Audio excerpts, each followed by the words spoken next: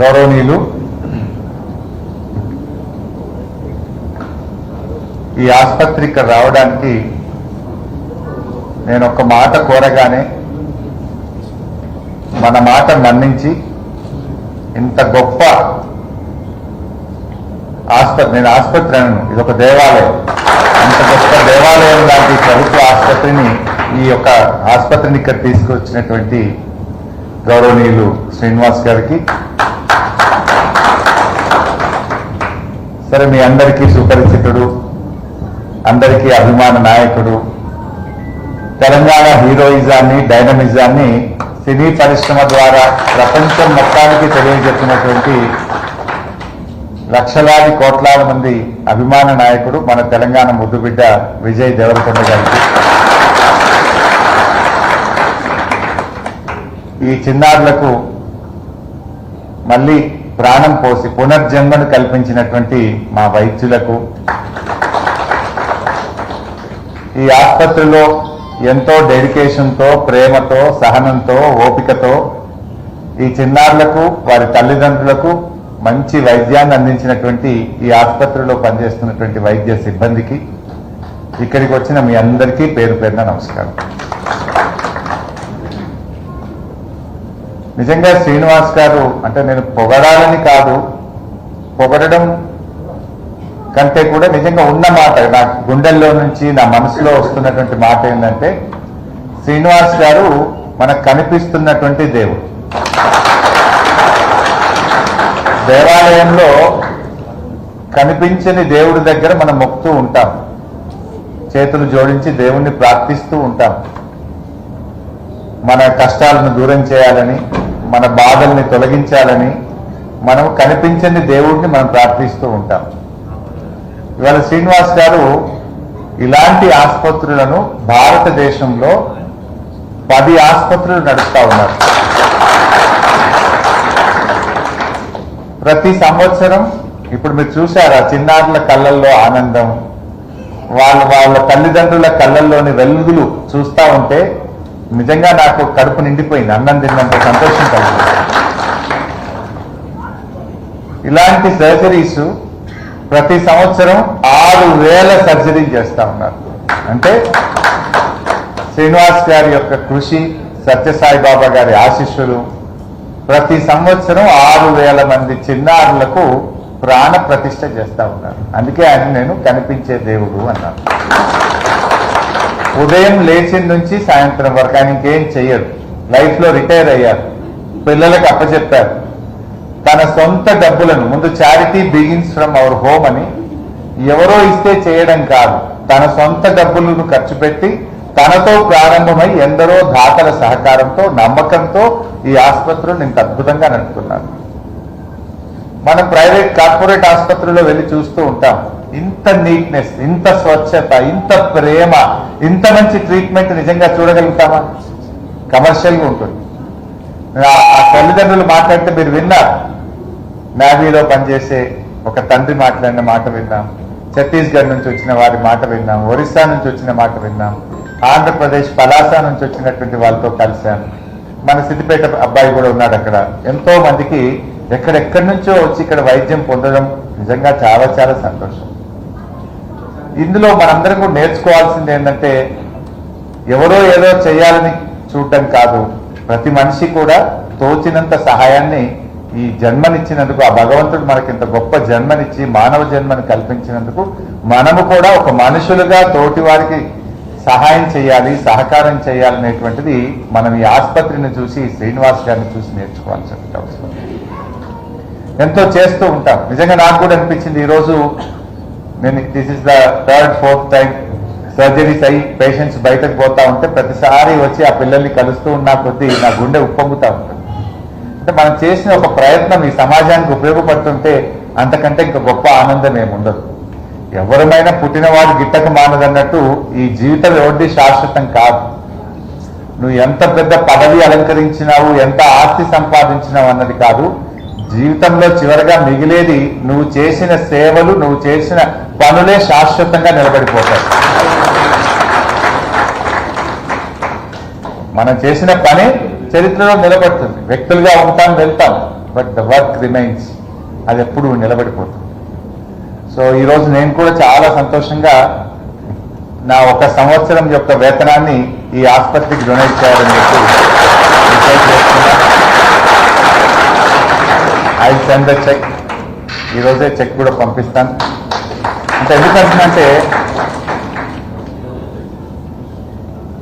ఈ ఆసుపత్రి సత్యసాయి సంజీవని ఆసుపత్రి ఇంకా ప్రాణం ఉంటుందో పోతుందో ఎలా అని కొట్టుమిట్టాడుతున్నటువంటి వారికి ఇది నిజంగా ఒక దేవాలయం. This is an temple. ఈ ఆసుపత్రిలోకి వచ్చినటువంటి వాళ్ళు దేవాలయంలోకి వచ్చినంత భావన కలుగుతుంది.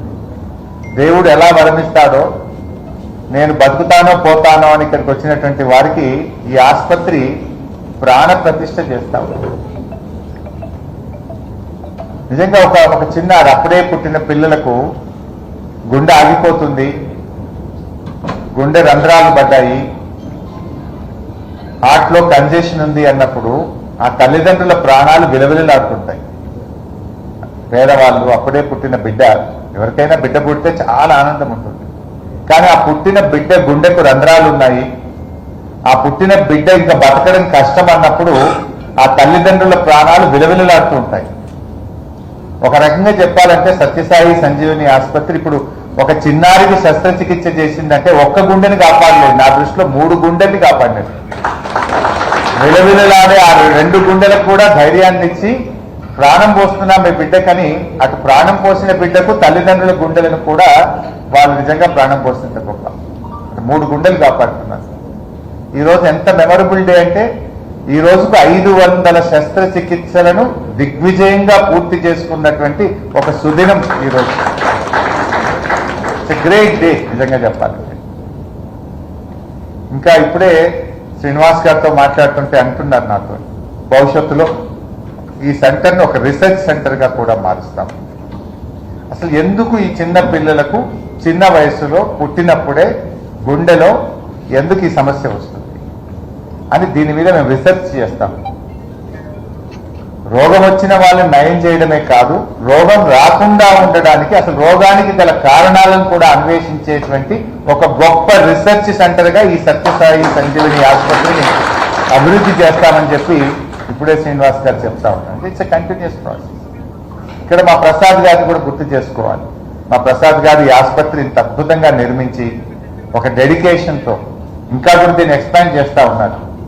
ఇక్కడ వచ్చే పేషెంట్స్కు తల్లిదండ్రులకు డార్మెటరీ కానీ, డాక్టర్లకు క్వార్టర్స్ కానీ, ఇంకా ఈ హాస్పిటల్ని ఎక్స్పాండ్ చేసే విధంగా కూడా ఇక్కడ కార్యక్రమాలు చేయడం జరుగుతూ ఉంది.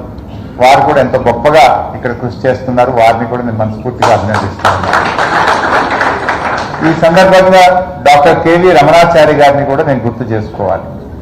కేవీ రమణాచారి గారు నా కోరిక మన్నించి ఈ స్థలాన్ని కేటాయించడంలో, వీరిని నాకు పరిచయం చేయడంలో కూడా డాక్టర్ కేవీ రమణాచారి గారికి నేను హృదయపూర్వకంగా ఆయన గుర్తు చేసుకుంటూ ఆయనకు కూడా నేను ధన్యవాదాలు తెలియజేస్తా ఉన్నాను.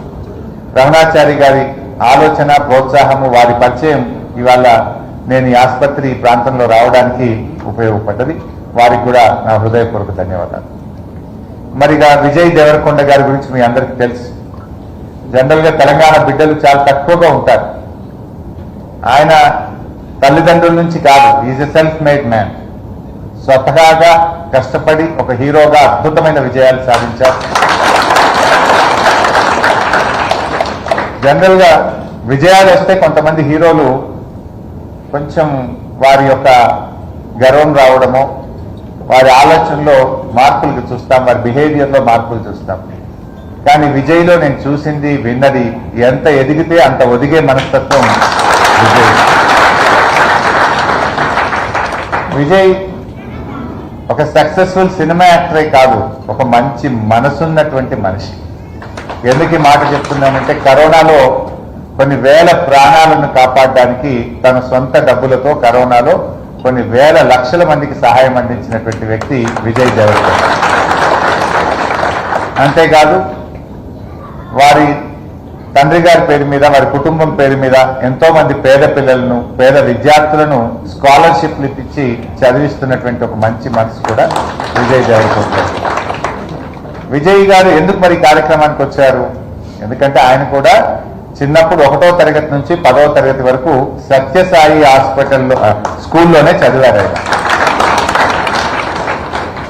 పుట్టపర్తిలోని సత్యసాయి పాఠశాలలో 1వ తరగతి నుంచి 10వ తరగతి వరకు చదివి బాబా భక్తుడిగా, బాబా బిలీవర్గా, ఇలా బాబా గారి ఆశీస్సులతో ప్రారంభమైన ఈ ఆసుపత్రిలో 500 శస్త్రచికిత్సలు పూర్తయినటువంటి నేపథ్యంలో వారిని ఇక్కడికి ఆసుపత్రి వరకు పిలవడం జరిగింది. Because he has lot of attachment to Baba and to this institutions.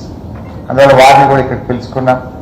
ఇంకా తప్పకుండా ఈ ఆసుపత్రిని ఇంకా ఇంకా ఎదగాలి, ఎంతో మందికి సేవలు అందించాలి, మనందరం కూడా సహకరించాలి. ఇక్కడ ఉండేటువంటి లోకల్స్ కానీ ఇక్కడ ఉండేటువంటి మనందరం కూడా వారిని ఎంత చెప్పినా తక్కువే, ఎంత మాట్లాడినా తక్కువే వారి గురించి. Can we imagine? ఒక వ్యక్తి నిస్వార్థంగా తన జీవితాన్ని డెడికేట్ చేసినారు శ్రీనివాస్ గారు. బాబా గారి అడుగుజాడల్లో, బాబా ఆశయాలకు అనుగుణంగా బాబా గారు అందరినీ ప్రేమించమన్నాడు, అందరికీ సేవ చేయమన్నాడు. నేను పైన చూశాను, పాల్వంచ నుంచి కొంతమంది కోయా ట్రైబ్స్ వాళ్లకు ఇక్కడ ట్రీట్మెంట్ దొరికింది. సిద్దిపేట నుంచి ఒక ముస్లిం మైనారిటీ బిడ్డ, 4 నెలల బిడ్డ, ముస్లిం మైనారిటీ 4 నెలలు అప్పుడే పుట్టిన బిడ్డకు ఇప్పుడు శస్త్రచికిత్స జరిగింది. ఇక్కడ కులం లేదు, మతం లేదు, పేదవాళ్ళందరికీ ఈ ఆసుపత్రి సేవలు అందిస్తుంది. ఇక్కడ రాజకీయాలు, కులాలు, మతాలు ఏవీ లేవు. స్వచ్ఛమైన మనసుతో నిరుపేదలకు, నిరాశ్రయులకు, ఆపదలో ఉన్న వారికి, గుండెలు ఆగిపోతున్న వారికి ఊపిరి పోస్తున్నటువంటి ఒక దేవాలయం లాంటి ఈ ఆసుపత్రి. నిజంగా ఇలాంటి ఆసుపత్రులకు వచ్చినప్పుడు, ఈ చిన్నారులను చూసినప్పుడు, ఇక్కడ అందుతున్న సేవ చూసినప్పుడు ఎంత ఆనందం అంటే అది మాటల్లో వెలకట్టలేనంత ఆనందం, గొప్ప అనుభూతి, ఒక గొప్ప సంతోషం. ఇలాంటి ఆసుపత్రి మన సిద్దిపేట ప్రాంతంలో, మన తెలంగాణ రాష్ట్రంలో ఏర్పాటు చేసి ఇంత గొప్ప సేవలు అందించినందుకు ఈ రాష్ట్రం పక్షాన, ప్రజల పక్షాన, మీ అందరి పక్షాన, ఆ చిన్నారుల పక్షాన శ్రీనివాస్ గారికి, ట్రస్టీస్ కు, బాబా గారికి, మధుసూదన్ సాయి గారికి నా హృదయపూర్వక ధన్యవాదాలు. Thank you.